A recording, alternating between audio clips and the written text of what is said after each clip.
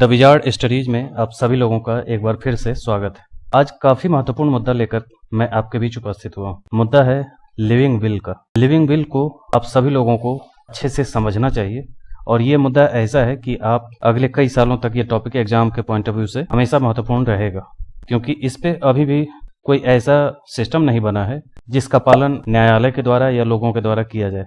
तो ये क्या है, इसी को समझना है। तो चलिए आइए देखते हैं।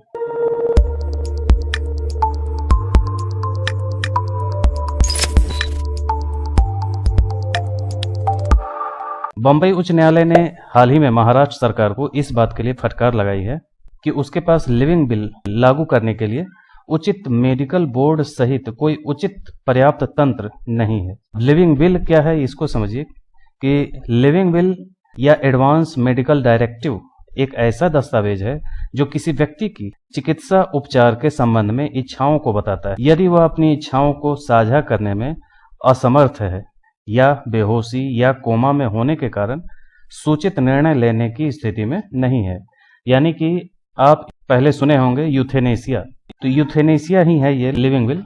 यूथेनेसिया कहा जाता है कि इच्छा मृत्यु जिसको हम कहते हैं, जीने की इच्छा है या नहीं है, इस बात का फैसला जो व्यक्ति कोमा में है या जो व्यक्ति असमर्थ है कुछ भी बोलने में या इशारा करने में या बेहोशी की हालत में है, तो ऐसे व्यक्ति के लिए उसके परिवार के द्वारा फैसला लिया जाता है।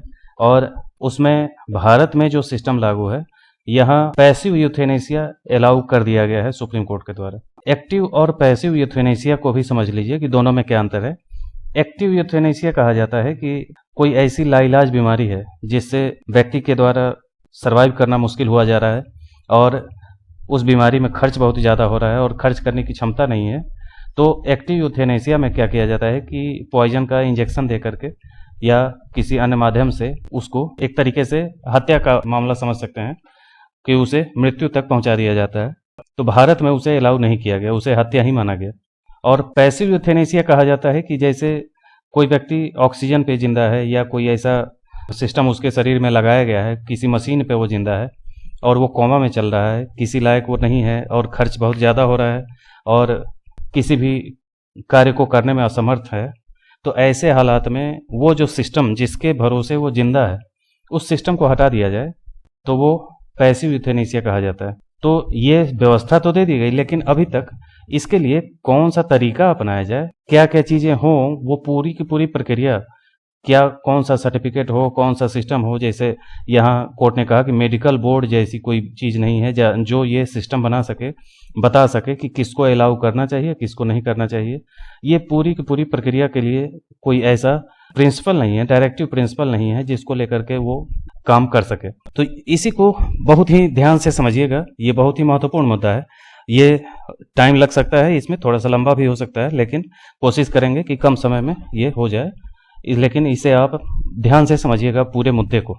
2018 तक भारत में कानूनी रूप से यह व्यवहार में नहीं था। हालांकि कॉमन कॉज बनाम भारत संघ 2018 में सर्वोच्च न्यायालय ने माना कि एक गंभीर रूप से बीमार रोगी या लगातार वनस्पति अवस्था में रहने वाला व्यक्ति चिकित्सा उपचार से इनकार करने के लिए अग्रिम चिकित्सा निर्देश या लिविंग विल निष्पादित कर सकता है और निष्क्रिय इच्छा मृत्यु और लिविंग विल या अग्रिम निर्देश को मंजूरी दी।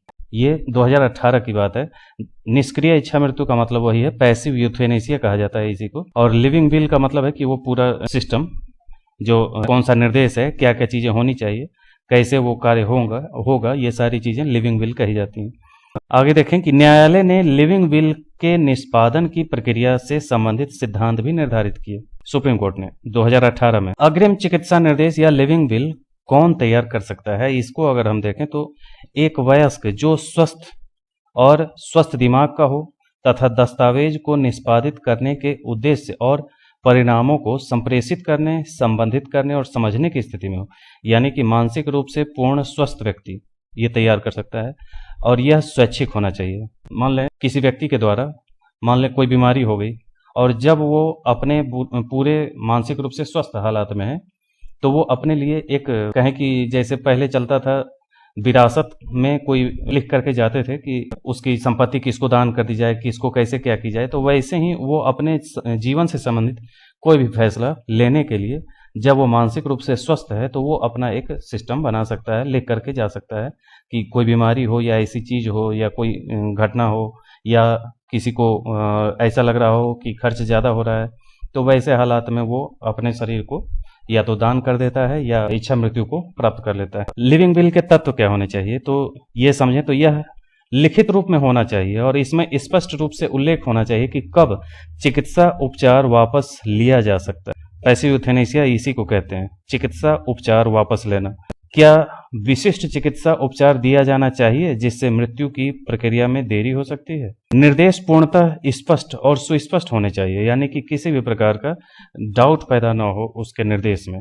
इसमें यह उल्लेख होना चाहिए कि क्या मरीज किसी भी समय निर्देश प्राधिकरण को वापस ले सकता है, यानी कि वो जो निर्देश बनाया गया है उसको उस मरीज को वापस लेने का भी अधिकार। इसमें अभिभावक या निकट संबंधी का नाम निर्दिष्ट किया जाना चाहिए जो रोगी के प्रासंगिक समय पर निर्णय लेने में असमर्थ होने की स्थिति में चिकित्सा उपचार से इनकार करने या उसे वापस लेने के लिए सहमति देने के लिए अधिकृत होगा। तो जैसे संपत्ति में विरासत में लिख देते हैं कि ये संपत्ति किसको जाए, जब वो न रहे तो कौन उसका मालिक होगा, किसके फैसले माने जाएंगे, उसी टाइप से ये लिविंग विल भी बनाया जाता है अपने अंतिम समय के लिए। लिविंग विल कैसे दर्ज की जाती है? इसे मरीज द्वारा 2 गवाहों की उपस्थिति में हस्ताक्षरित किया जाना चाहिए। अधिमानतः स्वतंत्र तथा संबंधित जिला न्यायाधीश द्वारा नामित क्षेत्राधिकार प्राप्त न्यायिक मजिस्ट्रेट प्रथम श्रेणी यानी जुडिशियल मजिस्ट्रेट फर्स्ट क्लास द्वारा प्रति हस्ताक्षरित किया जाना चाहिए, यानी कि जेएमएफसी के द्वारा अटेस्ट हो, एक तरीके से उसके द्वारा हस्ताक्षरित हो, उसके द्वारा जो भी सिस्टम तैयार किया गया उस पे वो एक तरीके से गवाह भी हो। जेएमएफसी का दायित्व है कि वह लिविंग विल की अपेक्षित प्रतियां संबंधित प्राधिकारियों को उपलब्ध कराए तथा निष्पादक के निकटतम परिवार के सदस्यों को सूचित करे। यानी वसीयत जैसे बनाते हैं और कोर्ट में जमा होता है, वैसे ही जब उस व्यक्ति को कुछ हो जाए तो पूरे परिवार को ये बात सूचित कर दे कि इनका लिविंग विल ऐसा बना है और आप सभी लोगों को ये जानकारी होनी चाहिए कि किसको इन्होंने मालिक बनाया है, कि उनके बीमार होने पे या कोमा में चले जाने पे या कोई ऐसी चीज हो जाने पे कौन फैसला लेगा कि निष्क्रिय इच्छा मृत्यु हो कि नहीं। पैसिव यूथेनेसिया के लिए फैसला लेने का अधिकार वो अपने स्वस्थ हालत में ही दूसरे को अधिकारी बना सकता है उसका। इसे कब और किसके द्वारा प्रभावी किया जा सकता है? जब कोई व्यक्ति असाध्य रूप से बीमार हो जाता है और बीमारी के ठीक होने या ठीक होने की कोई उम्मीद न होने के कारण लंबे समय तक चिकित्सा उपचार कराता है, तो उपचार करने वाला चिकित्सक को अग्रिम निर्देश के बारे में अवगत होने पर उस पर कार्रवाई करने से पहले अधिकार क्षेत्र वाले जेएमएफसी के दस्तावेज की वास्तविकता और प्रामाणिकता सुनिश्चित करनी होती है। ये पूरी एक प्रक्रिया है। इसके बाद निष्पादक या उसके अभिभावक निकट संबंधी को अन्य बातों के साथ साथ बीमारी का विवरण और उपचार न कराने के परिणामों के बारे में सूचित करेगा। यानी कि ये सिस्टम है लिविंग विल का, जैसे वसीयतनामा होता है वैसे। जिस अस्पताल में निष्पादक को भर्ती किया गया है उसे एक मेडिकल बोर्ड का गठन करना होगा और जो इस बारे में राय बनाएगा कि आगे चिकित्सा उपचार वापस लेने या देने से इनकार करने संबंधी निर्देशों को प्रमाणित किया जाए या नहीं। यानी कि जहां वो भर्ती है वहां एक मेडिकल बोर्ड का गठन होना चाहिए सभी जगह, जहां ये फैसला अंतिम रूप ले सके। यदि अस्पताल मेडिकल बोर्ड निर्देशों को प्रमाणित कर देता है तो अस्पताल को प्रस्ताव के बारे में क्षेत्राधिकार प्राप्त कलेक्टर को तुरंत सूचित करना होगा, जो उसके बाद अपना स्वयं का मेडिकल बोर्ड गठित करेगा। यह बोर्ड संयुक्त रूप से अस्पताल का दौरा करेगा और यदि वे पिछले मेडिकल बोर्ड के निर्णय से सहमत हों तो वे लिविंग विल में दिए गए निर्देशों को पूरा करने के लिए प्रमाण पत्र का समर्थन कर सकते हैं। यानी कि लिविंग विल बन गया, उसके बाद हॉस्पिटल में, जिस हॉस्पिटल में भर्ती हैं वहां का मेडिकल बोर्ड उस पर जांच करेगा, यानी कि व्यक्ति स्वस्थ है या नहीं, या अब इसके जीने की उम्मीद कितनी है, ये सभी का वो प्रमाण पत्र दे देगा कि हाँ ये किया जाना चाहिए। तब ये आसपास के जो जहाँ पे होंगे वहाँ के कलेक्टर को सूचित करेंगे और तब वो आगे प्रक्रिया बढ़ेगी। मेडिकल बोर्ड का अध्यक्ष बोर्ड के निर्णय को क्षेत्राधिकार प्राप्त जेएमएफसी को सूचित करेगा, यानी जहाँ वो बना था उसके बाद।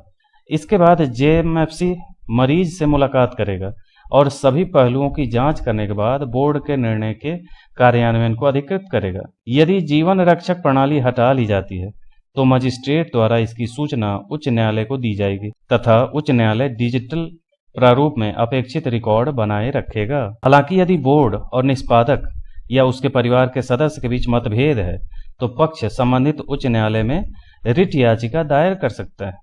इस संबंध में उच्च न्यायालय का निर्णय अंतिम और बाध्यकारी होगा। तो ये पूरी प्रक्रिया थी लिविंग विल के बारे में। तो इस पूरी प्रक्रिया में लिविंग विल जो मुद्दा है ये प्री और मेंस दोनों के लिए मुद्दा है।